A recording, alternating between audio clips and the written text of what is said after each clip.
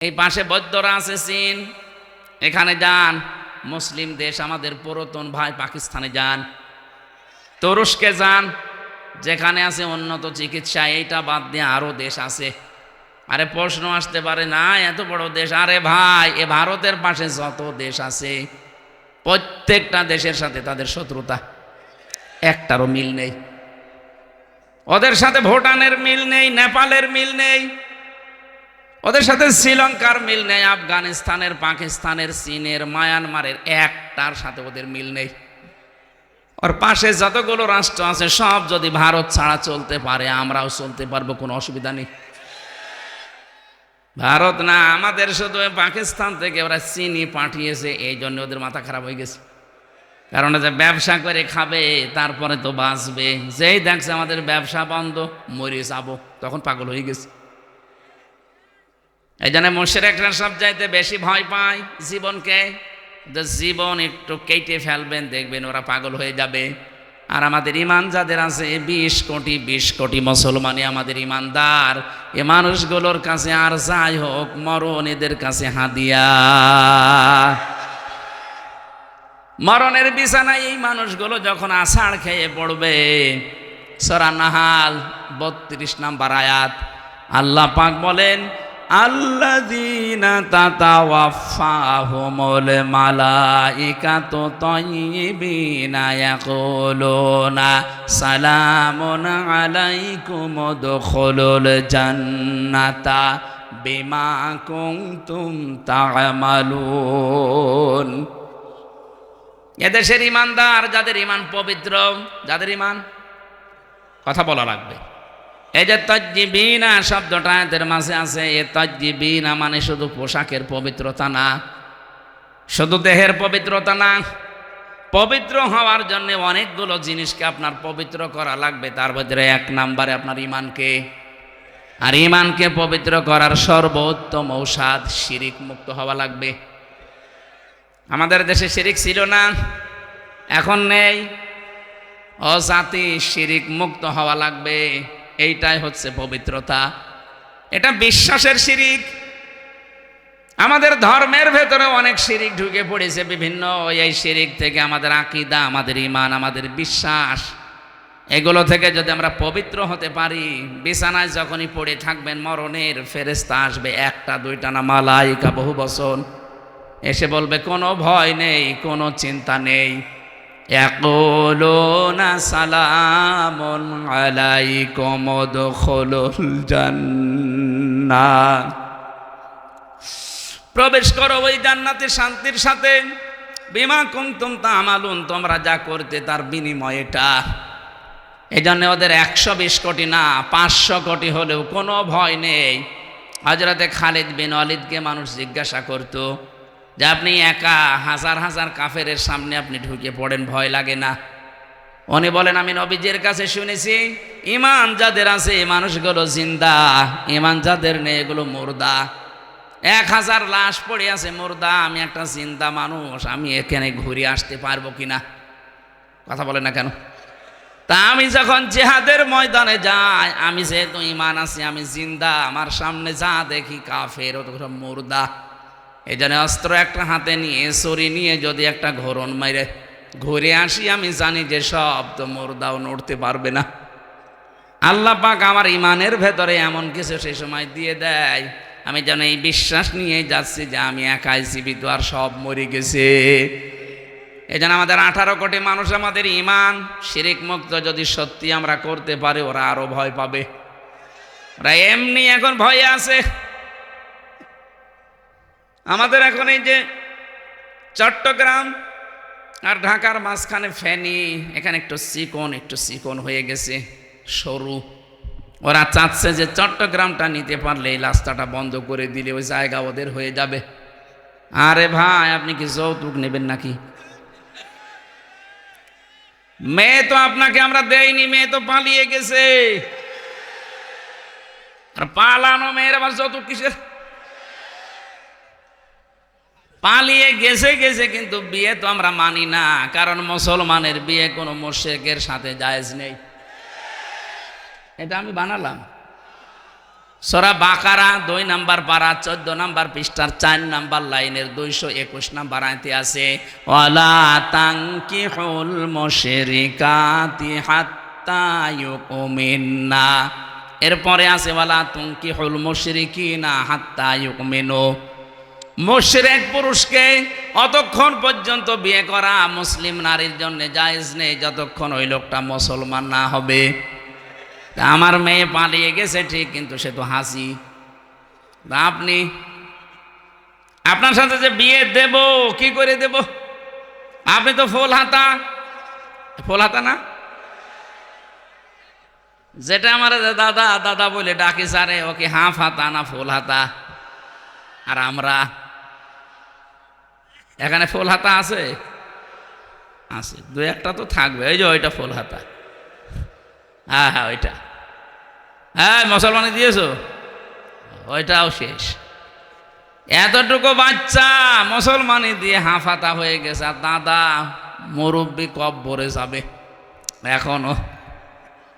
তো ওর সাথে আমাদের মেয়ে দেব কি করি? মেয়ে যখন পালিয়ে গেছে থাক, বিয়ে যেন না হয়। আর বিয়ে না হলে যৌতুকের প্রশ্ন আসবে। সুতরাং কলকাতার যে সাংবাদিক এই হকার ময়ূর রঞ্জন এ যা শুরু করেছে, আমার মনে হয় ওর পেছনে কিছু দেওয়া দরকার। ওর হাতে একটা হ্যারিকেন আর পেছনে জিনিস দিয়ে বল থাক। পাগল হয়ে গেছে না? ও কি জানছে যে দেশে কিছু নেই, কিন্তু ইমান আছে? ওর মতো কি আমরা মুশরিক? চোখ তুলে তাকান, পেছনে সত্যি জিনিস দিয়ে দেব। আর হাতে হাতে সাংবাদিক নামে কলঙ্ক একটা। ওরে হকার দিয়ে ভালো হইতো, হকারেরও একটা সম্মান আছে। কি করে লাফাই দেখিছেন?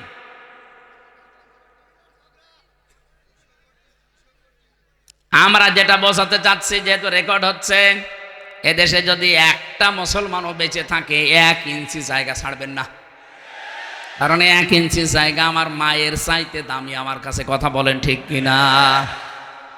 বিশ্বনবী যেমন 3-4টা গোত্রকে এক জায়গায়, 3টা আর উনি মিলে 4টা, একটা ইহুদি, একটা খ্রিস্টান, একটা মুশরিক, আর নিজে আউস, খাজরাজ, বনু কাইনুকা, এ সমস্ত গোত্রের সাথে নবীজি মিলে মদিনাকে আগে রক্ষা করার জন্য জোট করেছিলেন। আজও বাংলাদেশে অলরেডি এটা হয়ে গেছে, শুধু ওই 14 দল বাদ দিয়ে। আরো শয়তানরা এখন নেইও। ওই 14 দল বাদ দিয়ে বাকি দেশে যা আছে সবাই এখন ঐক্যবদ্ধ। আমরা সবাই এই দেশকে আগে বাঁচাতে চাই। দেশকে যখন বাঁচিয়ে ফেলবেন তখন আল্লাহর বিধান এখানে কায়েম হবে। নবীজি যেমন বলেছিলেন খায়রুল কুরুনি করনি, আমার যুগ শ্রেষ্ঠ যুগ। আমরাও বলতে পারবো এই আমার দেশ শ্রেষ্ঠ দেশ। যেটা দিয়ে বলা যায় তার নাম কি? আরো জোরে বলেন। এজন্য কোরআনে কারিমের বিধান কায়েম হওয়ার আগ পর্যন্ত এদেশের সুদ থেকে মুক্ত হওয়া 100% সম্ভব না। ঘুষ থেকে আপনি বাঁচতে 100% পারবেন না। কত মানুষ এজন্য দেখি হারামি খারাপি কাজ করে করে শেষ বয়সে এসে বলে আমি ভালো হয়ে গেলাম। আপনাকে আল্লাহ ভালো হতে দেবে না। এজন্য এক্ষুনি খারাপ কাজ ছাড়া লাগবে, এক্ষুনি। যে যেখানে আছেন রেকর্ডের এই শুনতে পাচ্ছেন, এই ভিডিও দেখতে পাচ্ছেন লাইভে, এক্ষুনি। কখন? আরো জোরে বলেন। এক্ষুনি। আপনি আগে হারাম কাজ ছাড়েন, আগে অবৈধ ইনকাম বন্ধ করেন। আরে ভাই, অবৈধ ইনকাম করলে পরিণতি কি হয় আপনি আগস্টের 5 তারিখে দেখতে পারলেন না? ইয়ামহাকুল্লাহুর রিবা ওয়া ইউরবিস সাদাকাত। আল্লাহ বলেন আমি সুদ ধ্বংস করি, আর ব্যবসাকে, সাদাকাকে আমি আল্লাহ যাকাতকে বৃদ্ধি করি। আল্লাহ যে ধ্বংস করে অবৈধ ইনকাম আপনি কিন্তু দেখেছেন। এই সালমান এফ রহমানের দরবেশের কত টাকা কি হয়েছে, এখন মাটিতে শুয়ে থাকা লাগছে। কথা বলেন না কেন? 8 কোটি 10 কোটি 15 কোটি এত টাকা দামের গাড়ি আমি ঢাকায় পড়ে থাকতে দেখেছি। কেউ পরিচয় দিয়ে বলবে যে আমার, সে সাহস নেই। 15 কোটি টাকা দিয়ে যে লোকটা একটা গাড়ি কিনতে পারে, আপনি বলেন কি অবস্থা তার? কি হয়েছে টাকা? বাবা শাহজালাল সব হালাল করে নিয়েছিলেন, একটাও টিকাতে পারলেন না। যেন আমরা যেন আর সামনে পাগলামি না করি। কার জন্য কি করবেন? দুনিয়ার জীবন তো একটা ধোঁকা। আল্লাহর কসম, আল্লাহ বারবার এটা আমাদেরকে সতর্ক করছেন, অমাল হায়াতুদ দুনিয়া ইল্লা মাতাউল গুরুর। ও পৃথিবীর মানুষেরা, দুনিয়ার জীবন কিন্তু ধোঁকা। কি বলেন বলেন? আমার স্ত্রী আমার জন্য ধোঁকা। হ্যাঁ, ওকে আমি ভালোবাসি, কিন্তু আমার ওর ভালোবাসা আমার প্রতি এই জন্যে যে আমি আখেরাত ওকে ভালোবেসে তৈরি করে নিতে চাই। আমার সন্তানাদের আমি ভালোবাসি, কিন্তু এই জন্যে বাসি যে এদের দ্বারা আমার আখেরাত যেন আমি তৈরি করে নিতে পারি। আমার মা বাবাকে আমি ভালোবাসি, কিন্তু মা বাবার ভালোবাসা আমার এই জন্যে যেন এদের ভালোবাসার মাধ্যমে আমার আখেরাত তৈরি হয়। এখন যদি দেখি যে এরাই আমার আখেরাতের পথের কাঁটা, তে ওই রকম মা বাবাকে আমি মানি না, ওরকম স্ত্রীকে আমি মানি না। এ কথা বলছেন এখন? আপনার যত ভালোবাসার লোক হোক, আল্লাহ গুরুর বলেছে এমনি না। আজকে যদি আপনি মারা যান, আর আমরা যদি বলি যে আপনার স্বামী মারা গেছে, আপনি যে খাটের ওপরে থাকেন নিচে তার কবর দিয়ে দেব, আপনার কেমন লাগবে? ও বলবে দরকার নেই, আগে গোরস্থানে নিয়ে যান। এখনই যদি এই কথা বলে, এখানে যারাই আমরা বসে আছি 100 বছর পরে এখানে আর কেউ থাকবেন? সবাই আমরা মাটির নিচে। 100 বছর পরে যে মুরব্বী বসে আছে, এই কালো মুরব্বী, উনি যদি 100 বছর পরে এই জায়গায় আসে, এ গ্রামে এসে যদি বলে এই 2 তলা বাড়ি আমার, ওই সময় এখানে যারা বাস করবে আল্লাহর কসম ওনারে ঢুকতে দেবে না। আমি নিজেই তো আমার 3 পুরুষের পরে আমি আর চিনি না।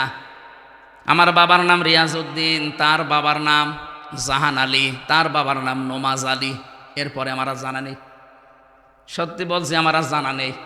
এখন নমাজ আলীর বাবা সর্বোচ্চ 70 বছর আগে শুনলাম মারা গেছে। আমার দাদার দাদা, আমার দাদা মারা গেছে, আজ আমি জেলে থাকতে 1.5 বছর হয়ে গেল। আর ওনার দাদা মরেছে ওনার আরো 70 বছর আগে। আমার মাঝখানে আমার একটা পুরুষ গেছে, নমাজ আলী। বলেন তো, এই 3 পুরুষের পরে যিনি নমাজ আলীর বাবা, উনি যদি এখন এসে কুষ্টিয়ায় বলে যে এই ভিটা আমার, এই 2 তলা বাড়ি আমি বানিয়েছিলাম, ওর দাঁত মুখ খুলে ফেলবো না? ভণ্ডামি করার জায়গা পান না। কিসের নমাজ আলীর বাপ আপনি? আমি তো নমাজ আলীকে চিনি না। আপনি নমাজ আলীর বাপের পরিচয় দিচ্ছেন, ছবি আছে। যদি বলে যে আমি নিজেই ছবি, তো ওর ছবিও আমার কাছে নেই।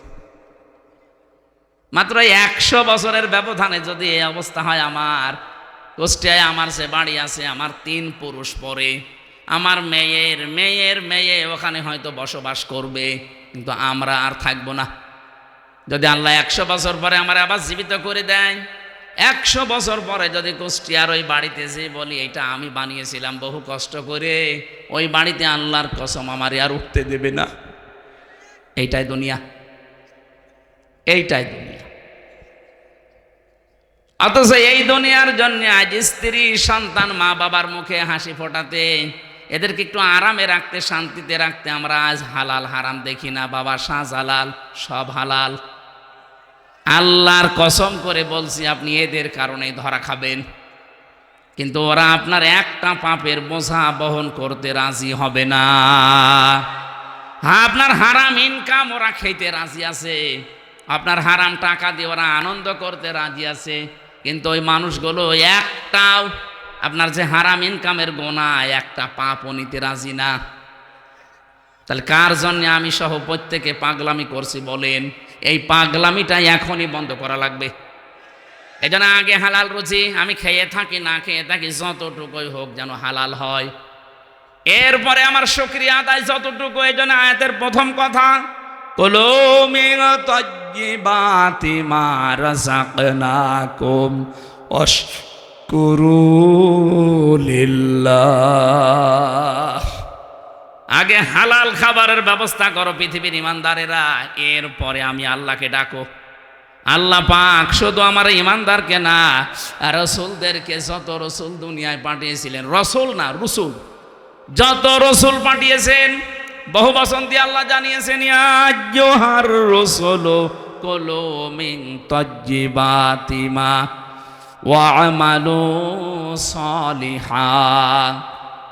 হে রাসূলেরা, আল্লাহ বলেন হে রাসূলেরা, কুলু তোমরা খাও, মিন তাজ্জিবাতি পবিত্র খাবার, ওয়া'মালু আর আমল করো, সালিহা ভালো কাজ। আগে কি আমলের কথা না আগে খাবারের কথা? এজন্য খাবারের ব্যবস্থা আগে আমরা যাই করছি না কেন? যারা মাঠে ঘাটে চাষাবাদ করেন, যারা চাকরি বাকরি ব্যবসা বাণিজ্য যাই করেন না কেন, এটা যেন হালাল হয়। হালাল কর্মজীবন তৈরি না করে এই পরিবেশ যদি কায়েম না হয়, আবারও সামনের সময় আসতেছে মসজিদের ইমামরা আবারও কিন্তু সঠিক কথা বলতে পারবে না। কারণ এই দেশের 100টার 95টা মসজিদের সভাপতি, সেক্রেটারি, ক্যাশিয়ার এখন এরকম মানুষ যারা সারা জীবন সৌদার ঘোষের সাথে জড়িত ছিল। আমি কি বেশি বলে ফেলি না? 100টার সে গোরস্থানের সভাপতি বলেন, মসজিদের, মাদ্রাসার, খানকার, ঈদগার, 100টার 95টা তো হবে যারা পেছনের আল্লাহর বান্দা হয়ে ইবাদত করব এই নিয়তে যারা এসেছি, বলেন আলহামদুলিল্লাহ। আপনারা তো ওয়াজ সব শুনেই ফেলেছেন, বড় ভাইয়ের পরে আমার কথা চলবে। আপনারা ওয়াজ যেহেতু শুনে ফেলেছেন, আমরা কোরআনে কারিম থেকে তাফসীরুল কোরআন মাহফিল লেখা দেখলাম। আমরা তাফসীর আকারে সূরা হুদ থেকে মাত্র একটা আয়াত পড়েছি, আয়াত নাম্বার 9। এই এরা কথা বলে কেন? কি আশ্চর্য! আপনি একটু পিছিয়ে বসেন তো ভাই। হয়েছে? ঠিক আছে। এই কলে যেন আর কারণ ডিস্টার্ব না হয়, আপনি একটু পিছিয়ে বসেন, একটু পিছিয়ে বসেন। হ্যাঁ ঠিক আছে, দূরে তো, ঠিক আছে। সুস্থ মানুষ যান, দোয়া করে। ওনারা জানেন উনি অ্যাক্সিডেন্ট করেছিল কিছুদিন আগে, এখনো স্বাভাবিক হতে পারেনি, অসুস্থ। তারপরও আপনাদের এখানে প্রায় 2 ঘন্টা মতো যারা কথা বলেছেন, আল্লাহ রাব্বুল আলামিন ওনাদের কথাগুলো আমাদের প্র্যাকটিক্যাল লাইফে আমল করার তৌফিক যেন দান করেন। মানে আমরাও পারি না, আপনারাও ছাড়েন না, আল্লাহু আকবার। সেরকম হয়ে গেছে, আজকে 4টা চলছে আর একটা আছে। এটা শুধু পাবনা জেলায় মনে হয় এই নিয়ম আছে, বাংলাদেশে আর সাতক্ষীরায় আছে। তাছাড়া বাংলাদেশে আর কোনো জেলায় আমি পাইনি যে সারা রাত এসব করা লাগবে। কোরআনের পাখি শহীদ আল্লামা দেলাওয়ার হোসাইন সাইদি রহমতুল্লাহ আলাইহে, ওনার চাইতে বড় বক্তা নাকি আমরা? বলেন। ওনারা কথা বলতেন সর্বোচ্চ রাত 9টা, 9:30 শেষ হয়ে যেত। আর আমাদের মানে 11টা 12টা না হলে নাকি ওয়াজই ছাঁটে না। এই নিয়মটা পাল্টাতে হবে। আগামী থেকে আপনারা মাহফিল আমি তো কমিয়ে দেব, সামনে এত মাহফিল আর নেব না, কমিয়ে দেব। এক জেলায় হয়তো সর্বোচ্চ 2টা 3টা করে দেওয়া লাগবে। সারা বাংলাদেশ যেহেতু যাওয়া লাগে, আর আমাকেও বেঁচে থাকা লাগবে, পরিবারে সময় দেওয়া লাগবে। 3টা বছর তো পরিবারে সময় দিতে পারিনি, ভেতরে ছিলাম। এই জন্যে সামনে থেকে একটু লিমিট করে নেওয়া লাগবে, শরীরও পারছে না।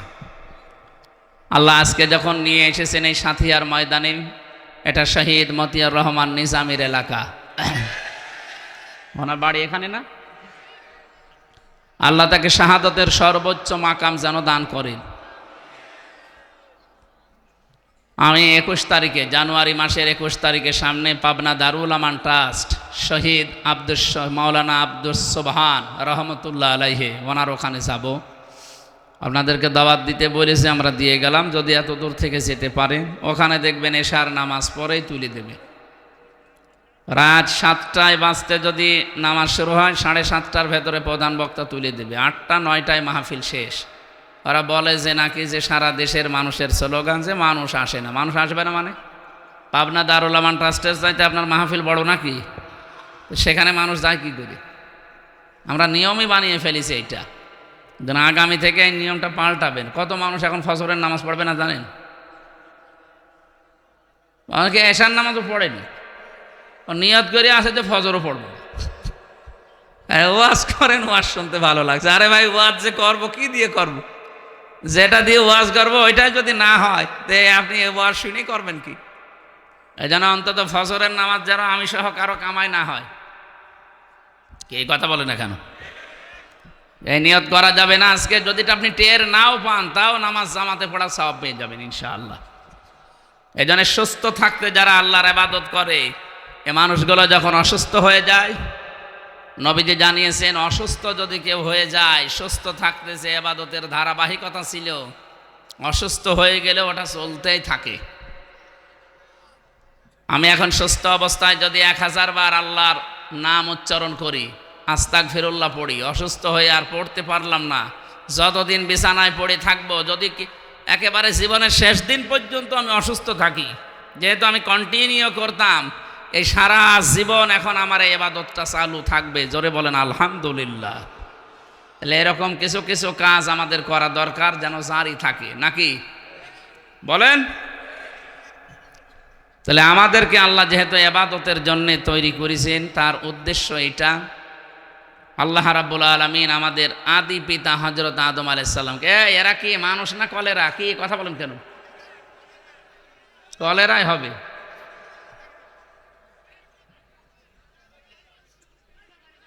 এই যে এই জায়গাটা ফাঁকা, এখানে কিছু মানুষ বসা যায় না? দেন এখানে কয়েকটা তুলে দেন।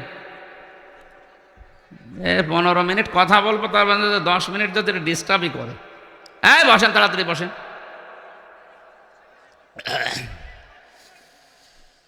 সুবহানাল্লাহ। রিভাব দেন, রিভাব দেন।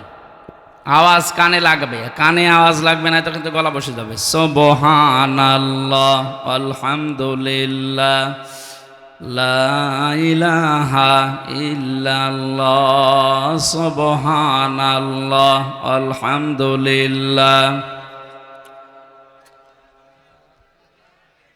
সুবহানাল্লাহ, আলহামদুলিল্লাহ, লা ইলাহা ইল্লাল্লাহ, লা ইলাহা ইল্লাল্লাহ, মুহাম্মাদুর রাসূলুল্লাহ।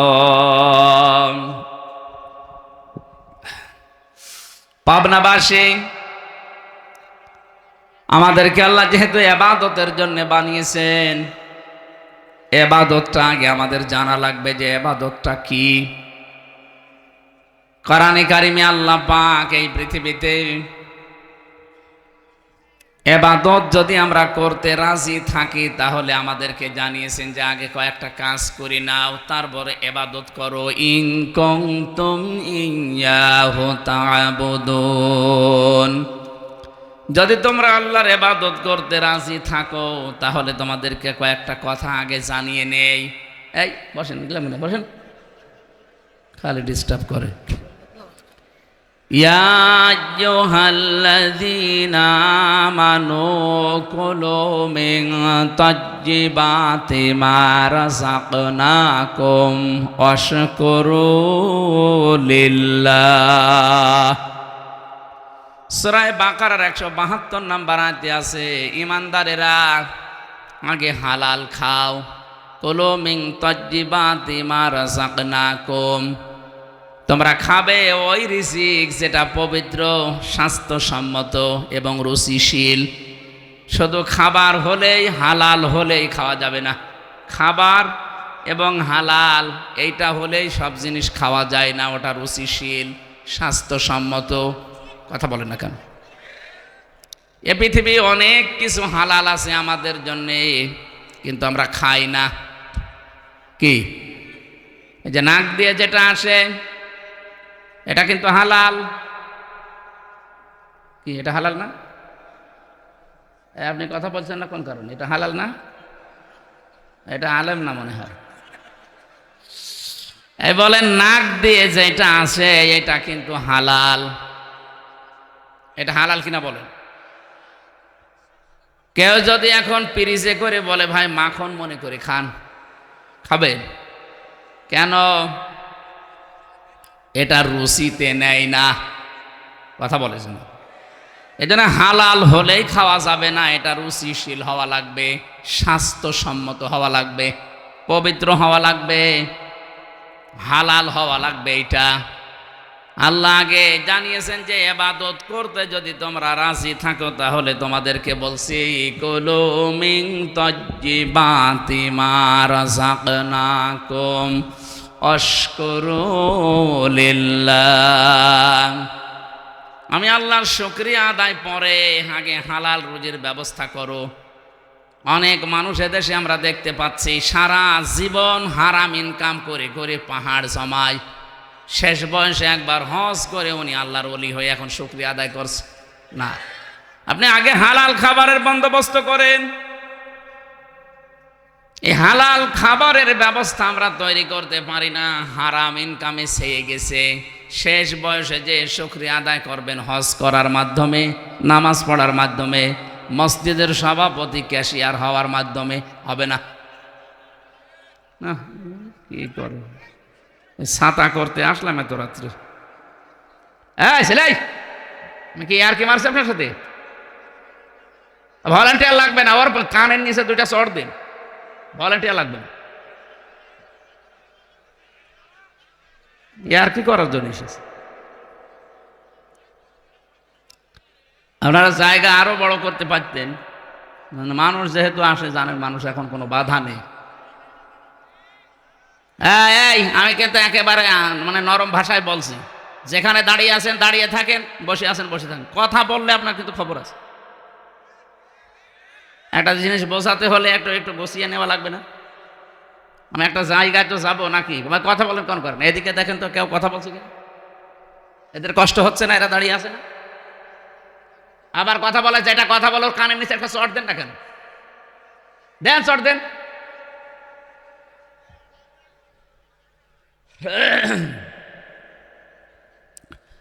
পাবনাবাসী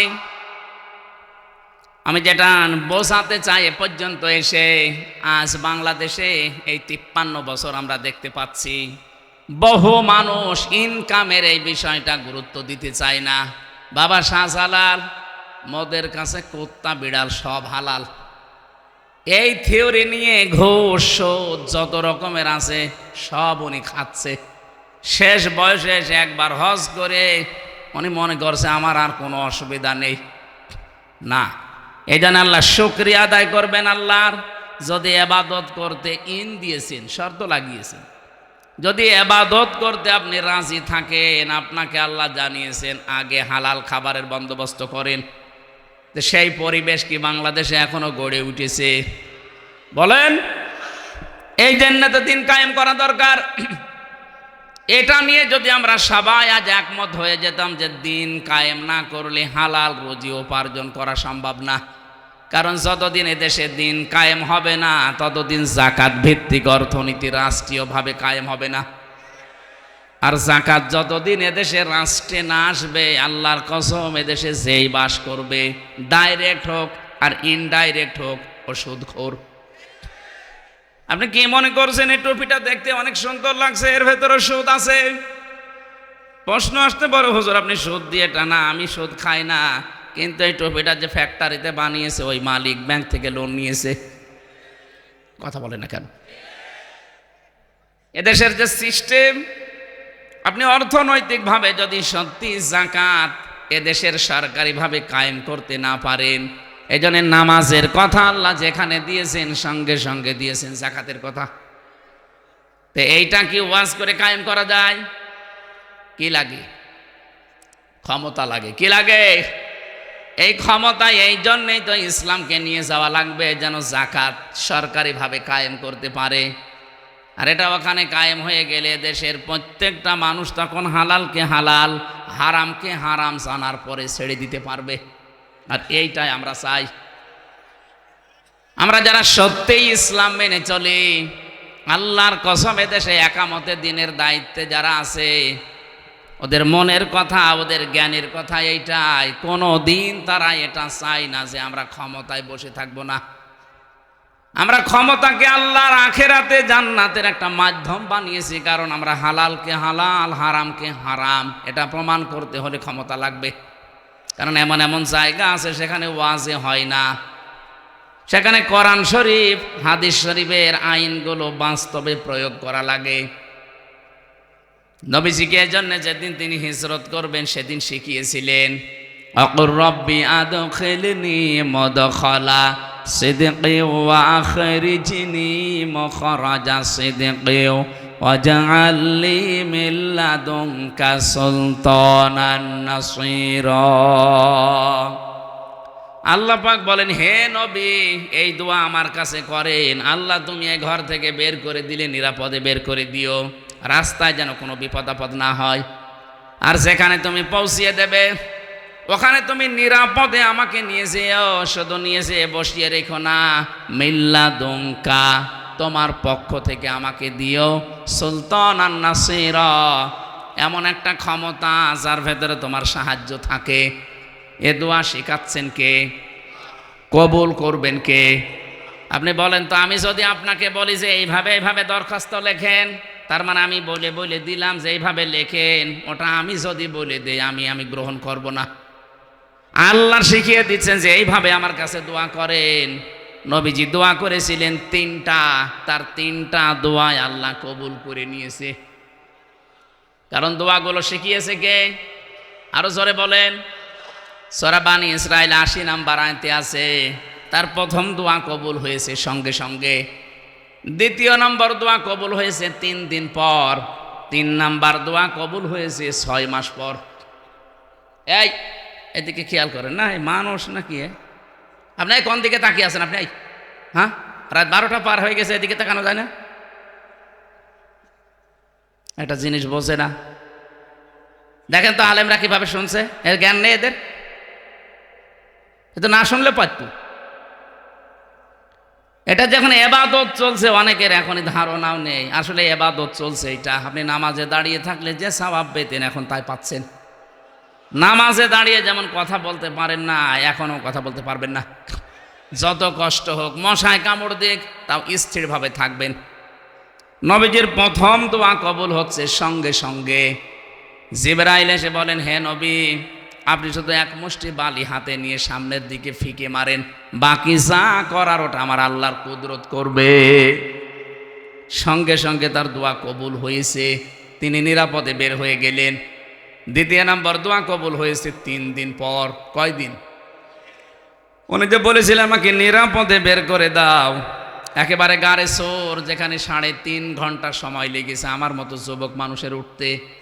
এখন তাও তো সিঁড়ি করা আছে, কোনো লতা পাতা ধরে ওঠা যায়।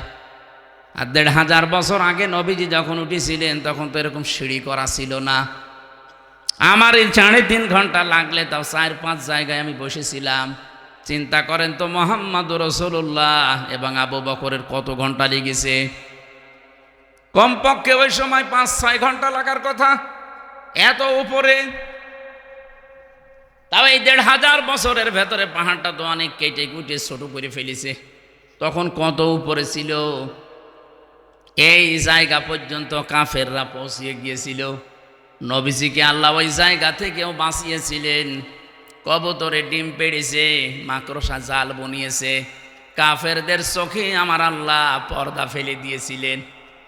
হযরতে আবু বকর ওই সময় পর্যন্ত চিন্তায় তিনি বলেছিলেন, হে নবী, আমরা তো মনে হয় ধরা পড়ে গেলাম।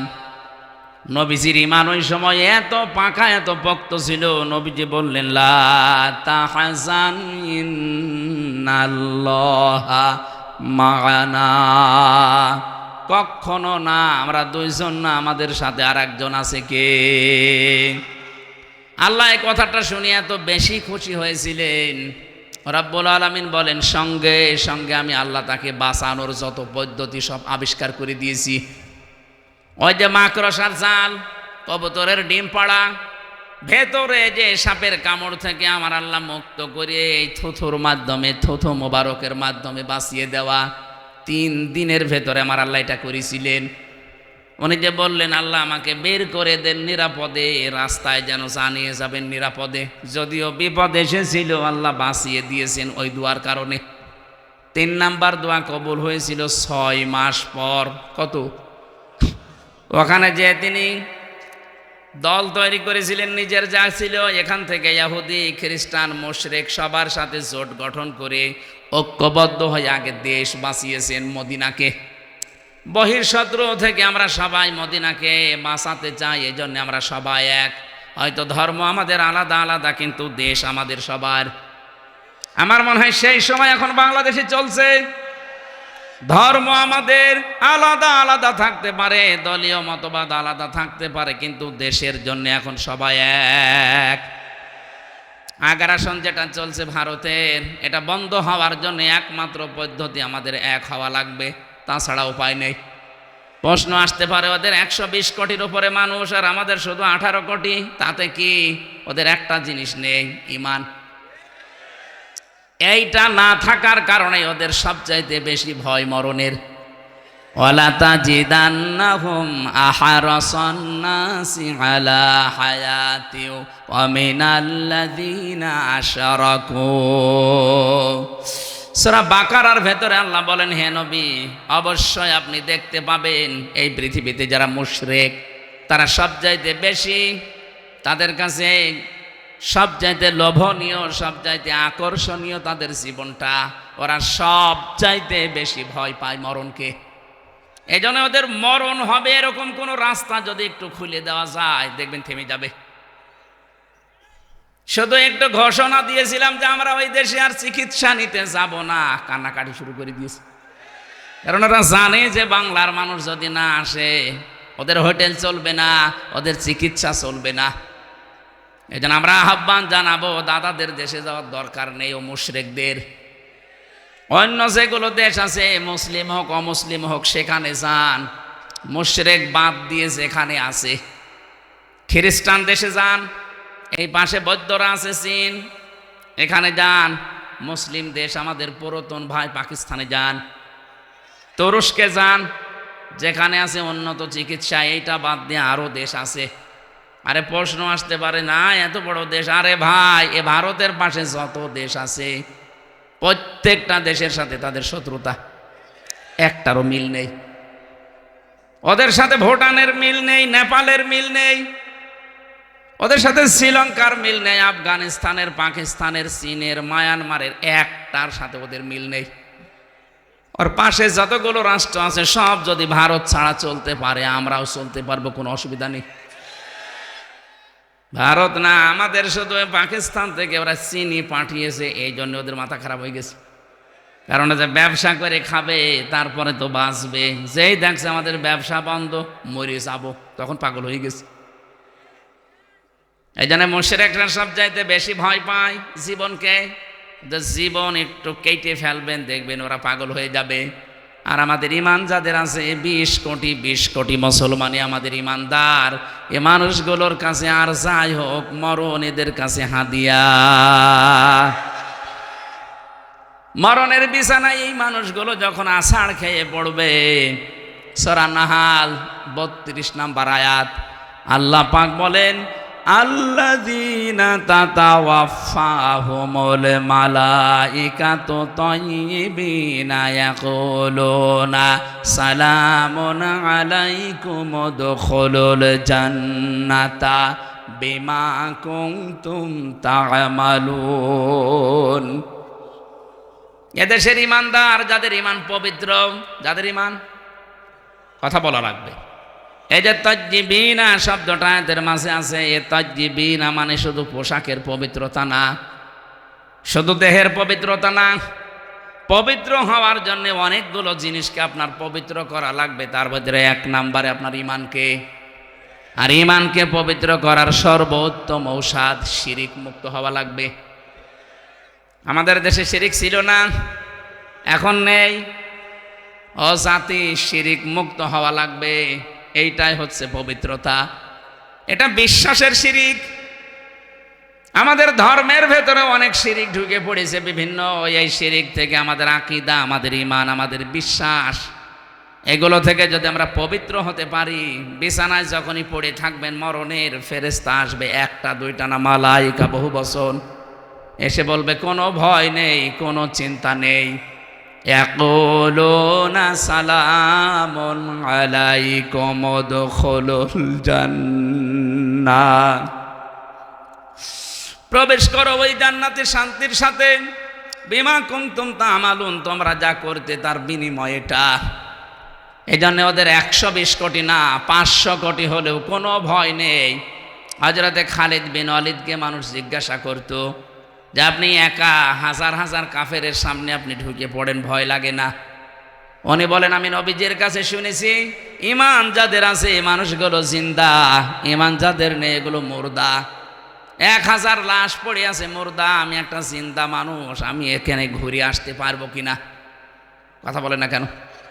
তা আমি যখন জিহাদের ময়দানে যাই, আমি যেহেতু ঈমান আছি, আমি জিন্দা, আমার সামনে যা দেখি কাফের, ও তো সব মুর্দা। এই জন্য অস্ত্র একটা হাতে নিয়ে, ছড়ি নিয়ে যদি একটা ঘোরণ মাইরে ঘুরে আসি, আমি জানি যে সব তো মুর্দাও নড়তে পারবে না। আল্লাহ পাক আমার ইমানের ভেতরে এমন কিছু সেই সময় দিয়ে দেয়, আমি যেন এই বিশ্বাস নিয়ে যাচ্ছি যে আমি একাই জীবিত, আর সব মরে গেছে। এই জন্য আমাদের 18 কোটি মানুষ, আমাদের ইমান শিরিক মুক্ত যদি সত্যি আমরা করতে পারি, ওরা আরো ভয় পাবে। ওরা এমনি এখন ভয়ে আছে। আমাদের এখন এই যে চট্টগ্রাম আর ঢাকার মাঝখানে ফেনী, এখানে একটু চিকন হয়ে গেছে, সরু। ওরা চাচ্ছে যে চট্টগ্রামটা নিতে পারলে, এই রাস্তাটা বন্ধ করে দিলে ওই জায়গা ওদের হয়ে যাবে। আরে ভাই, আপনি কি যৌতুক নেবেন নাকি? মেয়ে তো আপনাকে আমরা দেইনি, মেয়ে তো পালিয়ে গেছে। আর পালানো মেয়ের আবার যৌতুক কিসের? পালিয়ে গেছে কিন্তু বিয়ে তো আমরা মানি না, কারণ মুসলমানের বিয়ে কোনো মুশরিকের সাথে জায়েজ নেই। এটা আমি বানালাম। সূরা বাকারা 2 নম্বর পারা 14 নম্বর পৃষ্ঠার 4 নম্বর লাইনের 221 নম্বর আয়াতে আছে, ওয়ালা তানকিহুল মুশরিকাতি হাত্তা ইউমিননা। এরপরে আছে ওয়ালা তুনকিহুল মুশরিকিনা হাত্তা ইউমিনু। মুশরিক পুরুষকে অতক্ষণ পর্যন্ত বিয়ে করা মুসলিম নারীর জন্য জায়েজ নেই, যতক্ষণ ওই লোকটা মুসলমান না হবে। আমার মেয়ে পালিয়ে গেছে ঠিক, কিন্তু সে তো হাসি। আপনি, আপনার সাথে যে বিয়ে দেব, কি করে দেব? আপনি তো ফুল হাতা না, যেটা আমার দাদা দাদা বলে ডাকি সারে, ওকে হাফ হাতা না ফুল হাতা। আর আমরা এখানে ফুল হাতা আছে, 2-1টা তো থাকবে। ওই যে ওইটা ফুল হাতা, হ্যাঁ ওইটা, হ্যাঁ মুসলমানে দিয়েছো, ওইটাও শেষ। এতটুকু বাচ্চা মুসলমানি দিয়ে হাফাতা হয়ে গেছে, আর দাদা মুরব্বী কব্বরে যাবে এখনো। ওর সাথে আমাদের মেয়ে দেব কি করি? মেয়ে যখন পালিয়ে গেছে, থাক, বিয়ে যেন না হয়। আর বিয়ে না হলে যৌতুকের প্রশ্ন আসবে। সুতরাং কলকাতার যে সাংবাদিক, এই হকার ময়ূর রঞ্জন, এ যা শুরু করেছে, আমার মনে হয় ওর পেছনে কিছু দেওয়া দরকার। ওর হাতে একটা হ্যারিকেন আর পেছনে জিনিস দিয়ে বলে থাক। পাগল হয়ে গেছে না? ও কি জানছে যে দেশে কিছু নেই, কিন্তু ইমান আছে? ওর মতো কি আমরা মুশরিক? চোখ তুলে তাকান, পেছনে সত্যি জিনিস দিয়ে দেব। আর হাতে সাংবাদিক নামে কলঙ্ক একটা। ওরে হকার দিয়ে ভালো হইতো, হকারেরও একটা সম্মান আছে। কি করে লাফাই দেখেছেন?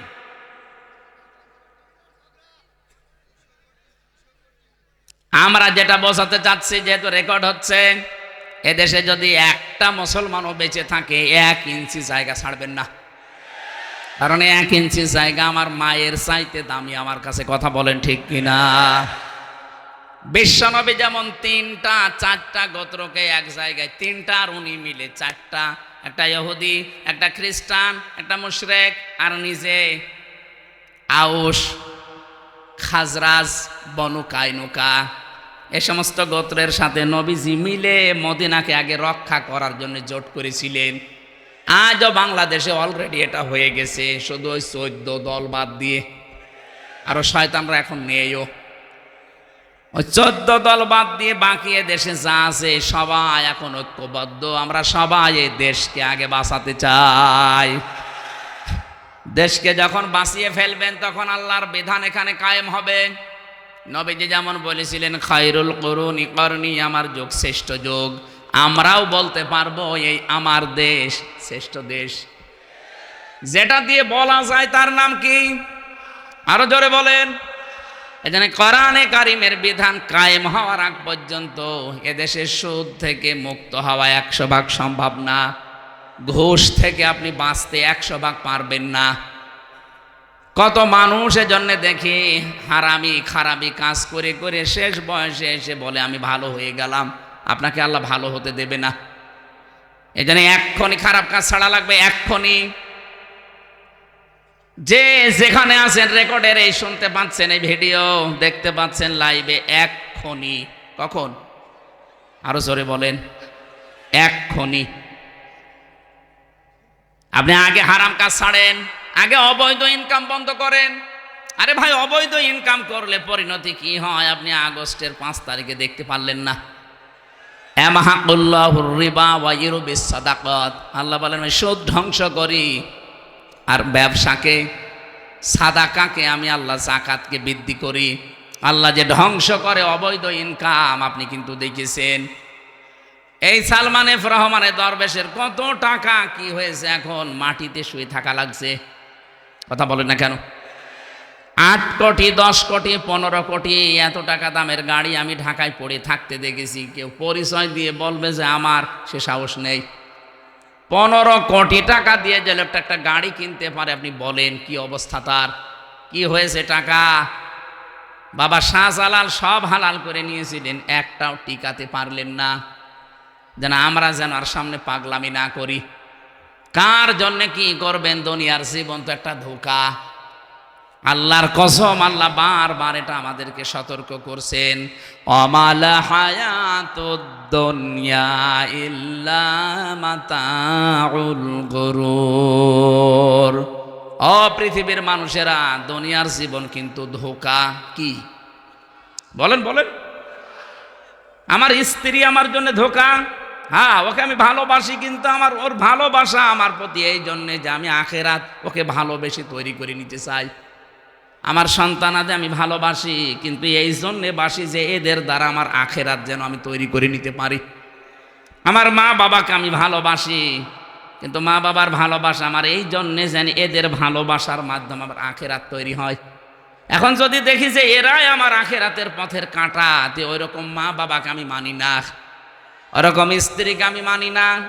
এ কথা বলছেন এখন? আপনার যত ভালোবাসার লোক হোক, আল্লাহ গুরুর বলেছে এমনি না।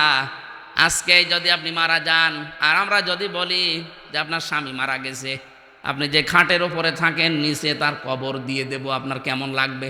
ও বলবে দরকার নেই, আগে গোরস্থানে নিয়ে যান। এখনই যদি এই কথা বলে, এখানে যারাই আমরা বসে আছি 100 বছর পরে এখানে আর কেউ থাকবেন? সবাই আমরা মাটির নিচে। 100 বছর পরে যে মুরব্বী বসে আছে, এই কালো মুরব্বী, উনি যদি 100 বছর পরে এই জায়গায় আসে, এ গ্রামে এসে যদি বলে এই 2 তলা বাড়ি আমার, ওই সময় এখানে যারা বাস করবে আল্লাহর কসম ওনারে ঢুকতে দেবে না। আমি নিজেই তো আমার 3 পুরুষের পরে আমি আর চিনি না। আমার বাবার নাম রিয়াজউদ্দিন, তার বাবার নাম জাহান আলী, তার বাবার নাম নমাজ আলী। এরপরে আমার আর জানা নেই। সত্যি বলছি, আমার আর জানা নেই। এখন নমাজ আলীর বাবা সর্বোচ্চ 70 বছর আগে শুনলাম মারা গেছে। আমার দাদার দাদা, আমার দাদা মারা গেছে, আজ আমি জেলে থাকতে 1.5 বছর হয়ে গেল। আর ওনার দাদা মরেছে ওনার আরো 70 বছর আগে। আমার মাঝখানে আমার একটা পুরুষ গেছে, নমাজ আলী। বলেন তো, এই 3 পুরুষের পরে যিনি নমাজ আলীর বাবা, উনি যদি এখন এসে কুষ্টিয়ায় বলে যে এই ভিটা আমার, এই 2 তলা বাড়ি আমি বানিয়েছিলাম, ওর দাঁত মুখ খুলে ফেলবো না। ভণ্ডামি করার জায়গা পান না। কিসের নমাজ আলীর বাপ আপনি? আমি তো নমাজ আলীকে চিনি না। আপনি নমাজ আলীর বাপের পরিচয় দিচ্ছেন, ছবি আছে।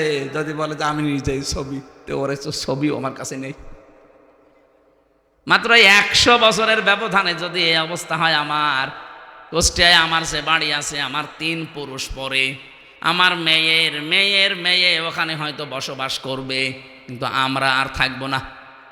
যদি আল্লাহ 100 বছর পরে আমার আবার জীবিত করে দেয়, 100 বছর পরে যদি কুষ্টিয়ার ওই বাড়িতে যে বলি এটা আমি বানিয়েছিলাম বহু কষ্ট করে, ওই বাড়িতে আল্লাহর কসম আমার আর উঠতে দেবে না।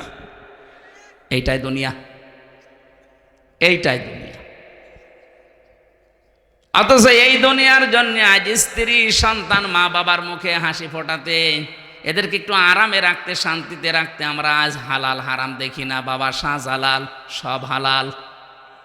আল্লাহর কসম করে বলছি, আপনি এদের কারণেই ধরা খাবেন। কিন্তু ওরা আপনার একটা পাপের বোঝা বহন করতে রাজি হবে না।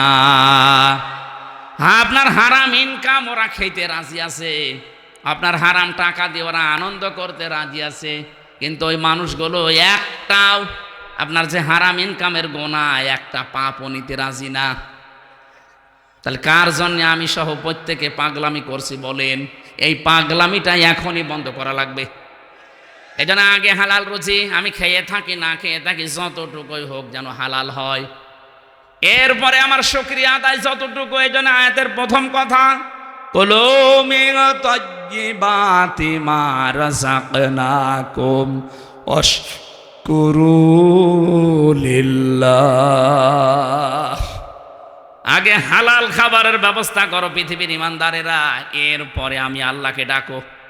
আল্লাহ পাক শুধু আমার ইমানদারকে না, রসুলদেরকে, যত রসুল দুনিয়ায় পাঠিয়েছিলেন, রসুল না রসুল, যত রসুল পাঠিয়েছেন বহু বচন দিয়ে আল্লাহ জানিয়েছেন, ইয়া আইয়ুহার রাসূলু কুলু মিন তাইয়্যিবাতি মা ওয়া'মালু সালিহান। হে রসুলেরা, আল্লাহ বলেন, হে রসুলেরা, কুলু তোমরা খাও, মিন তাইয়্যিবাতি পবিত্র খাবার, ওয়া'মালু আর আমল করো, সালিহা ভালো কাজ। আগে কি আমলের কথা না আগে খাবারের কথা? এজন্য খাবারের ব্যবস্থা আগে আমরা যাই করছি না কেন, যারা মাঠে ঘাটে চাষাবাদ করেন, যারা চাকরি বাকরি ব্যবসা বাণিজ্য যাই করেন না কেন, এটা যেন হালাল হয়। হালাল কর্মজীবন তৈরি না করে এই পরিবেশ যদি কায়েম না হয়, আবারও সামনের সময় আসতেছে মসজিদের ইমামরা আবারও কিন্তু সঠিক কথা বলতে পারবে না। কারণ এই দেশের 100টার 95টা মসজিদের সভাপতি, সেক্রেটারি, ক্যাশিয়ার এখন এরকম মানুষ যারা সারা জীবন সৌদার ঘোষের সাথে জড়িত ছিল। আমি কি বেশি বলে ফেলব না? 100টার সে গোরস্থানের সভাপতি বলেন, মসজিদের, মাদ্রাসার, খানকার, ঈদগার, 100টার 95টা তো হবে যারা পেছনের জীবনের সুদ, ঘুষ, হারামি, খারামির সাথে জড়িত। এখন হয়তো শেষ বয়সে এসে হজ করে জোব্বা গায়ে দিয়ে উনি বিশাল হাজি হয়ে গেছে। এখন আপনি যখন এই হালাল কথা বলবেন, ওই মানুষগুলো তো আগে লাগবে। না হুজুর আপনি আমারে দেখে বলছেন, আরে ভাই আপনারে দেখে বলছি না, আল্লাহ সিরিয়াল দিয়েছে তাই। এই জন্য হালাল খাবার আমরা আগে তৈরি করি। আপনি যার জন্য এই পাহাড় তৈরি করে রাখছেন সম্পদের, এরা কিন্তু একটাও কাজে আসবে না। যে উদাহরণ দিলাম আগে, আমি নিজে যেন এটা মেনে চলতে পারি, আর যারা এসেছি প্রত্যেকে যেন দুনিয়ার এই জীবনটা বুঝতে পারি। আলহাকুমুত তাকাসুরু হাত্তা যুরতুমুল মাকাবির। রাব্বুল আলামিন বলেন, বেশি বেশি পাওয়ার জন্য মানুষ মহাবন্ধ হয়ে গেছে। ও যতক্ষণ কবরে না যাবে ততক্ষণ ওর হুঁশ ফিরবে না। এই জন্য কবরে যাওয়ার আগে আমাদের হুঁশ যেন ফেরে। এখন থেকে যা খাবেন হালাল, যা খাবেন, আরো জোরে বলেন, খাবার অল্প হোক, আগে হালাল খাবার তৈরি করা লাগবে। 2 নম্বরে আশকুরুলিল্লাহ, আল্লাহর শুকরিয়া আদায় করেন। ডাকাডাকি আল্লাহকে কম হোক, আল্লাহ মাইন্ড করবে না। আল্লাহ আপনাকে কম আপনি ডাকেন আল্লাহকে, ডাক আপনাকে বেশি দেওয়ার দরকার নেই, অল্প করে ডাকেন, কিন্তু আপনার খাবারটা আগে ঠিক করেন। তলাবু কাসবিল হালালি ফারিদাতুম বাদাল ফারিদা, নির্ধারিত ফরজ আদায় করার পর হালাল রুজি উপার্জনের জন্য যে চেষ্টা করা হয়, এইটাও ফরজ। এগুলো আমরা অনেকে দুনিয়ার কাজ মনে করে ছেড়ে দেই, মনে করে দুনিয়া, কিসের দুনিয়া? এগুলোই হচ্ছে আখেরাতের কাজ। দুনিয়া যা করবেন এইটা দিয়ে আপনার আখেরাত তৈরি হবে। কথা বলেন ঠিক কিনা? আল্লাহ তুমি আমাকে সহ প্রত্যেককে মেনে চলার তৌফিক দাও। আমরা সূরা হুদ 9 নম্বর আয়াত পড়েছিলাম। এখানে আল্লাহ পাক আমাদেরকে সহজ ভাষায় শিক্ষা দিতে চেয়েছেন, ওয়ালা ইন আযাকনাল ইনসানা মিন্না রাহমাতান সুম্মা নাযা'নাহা মিনহু ইন্নাহু লা ইয়াউসুন কাফুর। ওয়ালা ইন আযাকনা, আমি যদি ইনসান মানুষদেরকে মিন্না রহমাতান, আমার পক্ষ থেকে কোনো দয়া মায়া রহমত এগুলো দেই। এই মানুষগুলো এগুলোর মজা চাকলে বেশ আনন্দিত হয়ে যায়। কিছুদিন আমি আরামে শান্তিতে রাখার পরে যদি একটু পরীক্ষা করার জন্য বিপদ আপদ দেয়, তখনই মানুষ হতাশ হয়ে পড়ে। এই স্বভাবটা প্রত্যেকের ভেতরে আছে। কে বলছে? বলেন বলেন। এই জন্য আনন্দ পেলে, কোনো নিয়ামত পেলে মানুষ নিজেকে কৃপণ বানিয়ে ফেলে, আর কোনো বিপদ আপদ মুসিবত আসলে মানুষ হতাশ হয়ে পড়ে। আল্লাহ পাক বলেন এই গুণটা সবার ভেতরে আছে, কিন্তু তাদের ভেতরে নেই যারা মুমিন। যারা আমরা যেহেতু মুমিন দাবি করছি, এই গুণগুলো থেকে আল্লাহ আমাদেরকে যেন বাঁচান, সেই ব্যবস্থা আমাদের করা লাগবে। দুনিয়ার ময়দানে হাত চলতে ফিরতে গিয়ে কিছু কিছু সময় আল্লাহ আপনাকে নিয়ামত দেবে, টাকা পয়সা ধন দৌলত সুস্থ রাখবে। এগুলো পেয়ে যেন আপনি এই সুস্থতা ধন দৌলত পেয়ে হারাম কাজে যাবেন না। অনেকের আগে সচ্ছলতা ছিল না, এখন সচ্ছলতা পেয়েছে, এটা পাওয়ার পরে হারাম কাজে জড়িয়ে পড়ে, হয়তো বিভিন্ন জেনার দিকে এগিয়ে যায়। এ কথা বুঝতেছেন? আল্লাহ এই জন্য জানিয়েছেন, যখন আমি তাকে 7 চাকায়, এই যে জাউকুন, জাউকুন মানে মজা চাকা। পৃথিবীর প্রতিটি জিনিসের একটা স্বাদ, একটা মাজা মজা আছে না নেই? যে জিনিস আপনি দেখবেন, খাবেন, দেখবেন ওর থেকে একটা স্বাদ পাওয়া যায়, মজা পাওয়া যায়। আল্লাহ পাক বলেন মানুষের যে ঈমান আছে, ঈমানেরও একটা স্বাদ আছে। মান যাকা তা'মাল ঈমান, মানে রাদিয়া বিল্লাহি রাব্বা ওয়া বিইসলামি দীনা ওয়া বিমুহাম্মাদির রাসূলিল্লাহ সাল্লাল্লাহু আলাইহি ওয়াসাল্লাম নাবিয়্যা ওয়া রাসূলা। রাহু মুসলিম। রব্বুল আলামিন জানিয়েছেন নবীজির মাধ্যমে, এটা আব্বাস রাদিয়াল্লাহু তাআলা আনহু থেকে বর্ণিত। নবীজির চাচা বলেন ওই লোকটা ঈমানের স্বাদ পেয়েছে যে আল্লাহকে রব পেয়ে খুশি আছে। যে ব্যক্তি ইসলামকে জীবন ব্যবস্থা পেয়ে খুশি আছে, আর যে ব্যক্তি মুহাম্মাদুর রাসূলুল্লাহকে নবী এবং রসুল পেয়ে খুশি আছে, এই 3টা জিনিস যদি আমাদের ভেতরে থাকে, মাস্ট বি, অবশ্যই আমরা ঈমানের যে মজা স্বাদ এটা পাবো। আল্লাহ আমাদেরকে স্বাদ আর ঈমানের মজা পাওয়ার তৌফিক দেন, আমিন। তাহলে নিয়ামত পেলে আমরা যেন গুনার কাজে জড়িয়ে না পড়ি, আর যখন আল্লাহ বিপদ আপদ মুসিবত দেয় সেই সময় যেন হতাশ হয়ে না পড়ি। সব কিছু স্বাভাবিক রাখবেন। যত বিপদ মুসিবত আসবে না কেন, আমি স্বাভাবিক, আমি অস্থির না, আমি চিন্তিত না, আমি দুঃখিত না, কারণ আমি ঈমান ভেতরে নিয়ে এসেছি, আমি ঈমানদার। আমি তো ওই মুশরিকদের মতো না, ইহুদিদের মতো না, খ্রিস্টানদের মতো না, আমার একটা আলাদা পরিচয় আছে। আমি ঈমানদার, আমি নামাজি, মুসল্লি।